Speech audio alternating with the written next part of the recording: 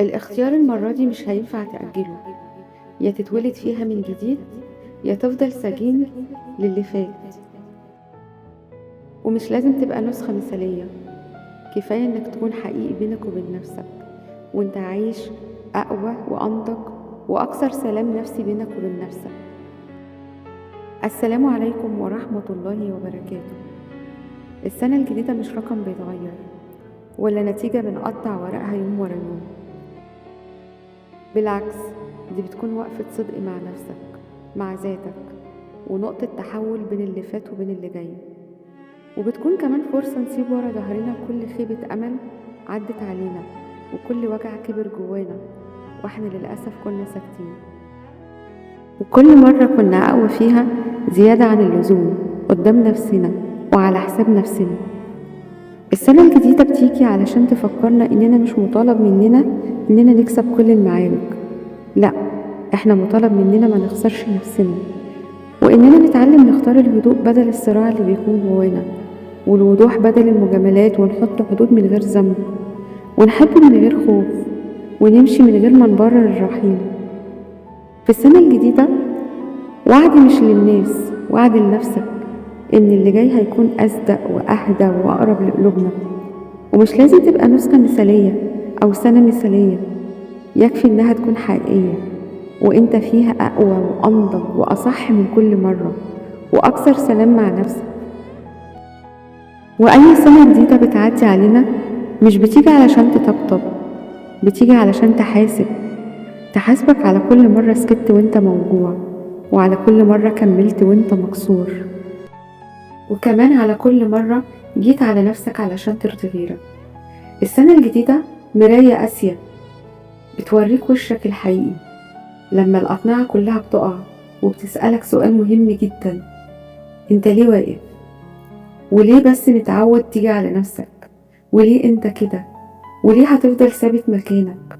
اللي فات علمنا ان مش كل اللي ضحك في وشنا كان امين معانا، ومش كل اللي وعدنا كان صادق، وان الخسارة الحقيقية مش في اللي مشي، بالعكس في اللي قعد وهو بيهد فينا حتة حتة.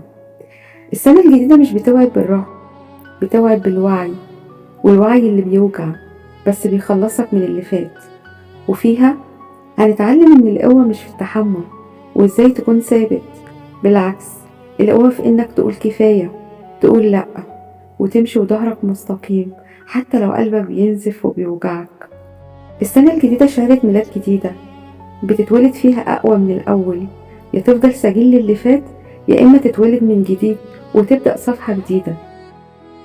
عايزة أقولك إن السنة الجديدة مش هتحمي اللي فات ولا هتدي فرصة تانية للضعف اللي جواك، اللي هيمشي معاك هيثبت، واللي هيخونك هتفضحه الأيام، واللي جواك لازم يعرف إنه مش كل ضحك أمان، ومش كل وعد بيكون حقيقة.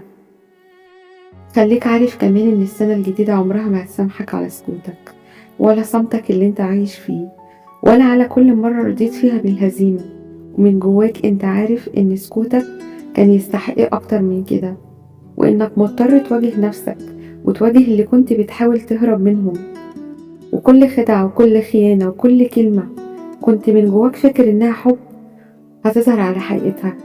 وآخر يوم في السنة هتقف قدام مرايتك وقلبك هو اللي هيختار، يا تفضل ضحية للي فات أو تتحول للي محدش يقدر يكسره تاني. السنة الجديدة مش احتفالات وزينة، بالعكس دي أول خطوة تكون فيها مستعد إنك تقف قدام نفسك قدام مرايتك وتكون واثق ومتأكد إنك هتسيب وراك حاجات كتير، منهم الناس اللي مش صادقة في حياتك، العلاقات السامة اللي بتسرق وقتك وطاقتك، عادات بتكسر روحك، ومش كل حاجة لازم تحتفظ بيها. أحيانا في قوة كبيرة بتكون جواك إنك ترحل عن الناس اللي ما يستاهلوش. ابدأ السنة الجديدة بوعد لنفسك، ابدأ حياتك والسنة الجديدة وأي سنة بقوة قرارك وبشجاعة قلبك. ابدأ وانت شجاع، بشجاعة معرفتهاش قبل كده، وبقرار يحترمه قلبك وروحك، وما تسمحش لحد يكسر قوتك ولا الوجع يوقفك. دي كانت لمسة روح، والسلام عليكم ورحمة الله وبركاته.